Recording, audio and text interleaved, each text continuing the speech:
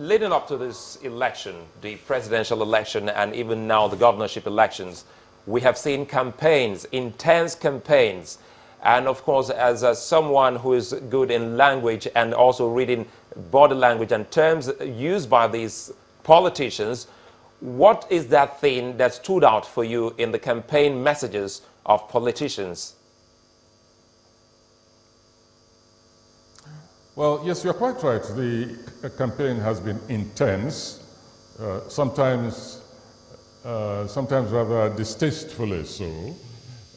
But there's no question at all about the will of the people to make their voices heard and to make sure that democracy is given a fair chance of survival in Nigeria.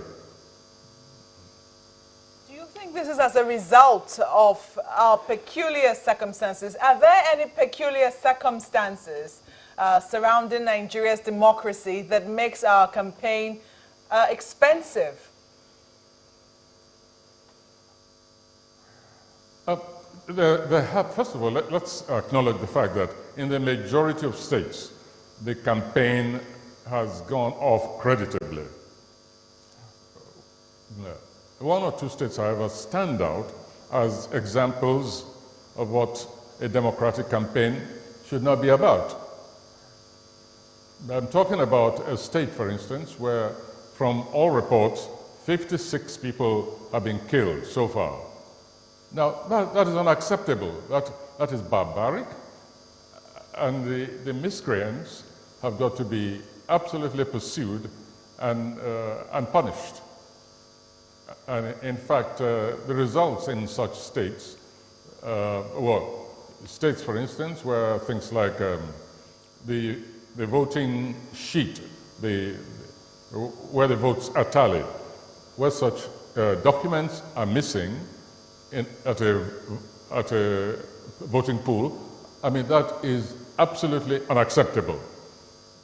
And in my view, the voting in such centers should be cancelled.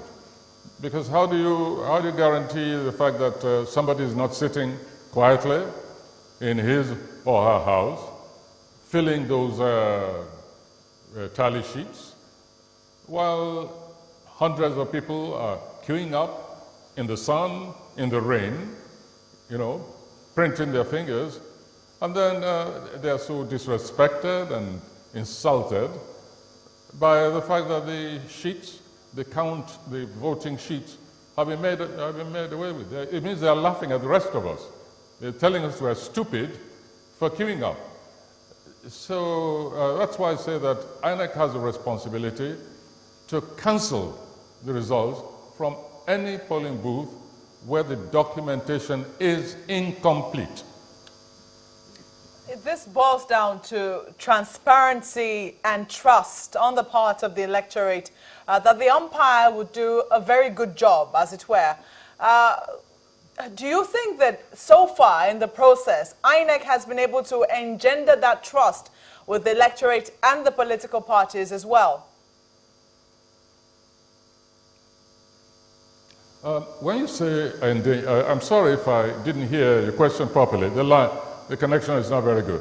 So if I do not precisely answer your question, I'm just guessing at what you said. But you mentioned INEC, and I would give INEC a pass mark. Now, there are one or two issues about the system which I think can be taken care of. Where, for instance, should there be a separation of time between accreditation and actually voting? A number of people have voiced the same thing, and this just has to be corrected. It's irrational. It's not practical, and it's honestly arduous to be accredited and then go home and then come back hours later. In other places, people go to vote on their way to work.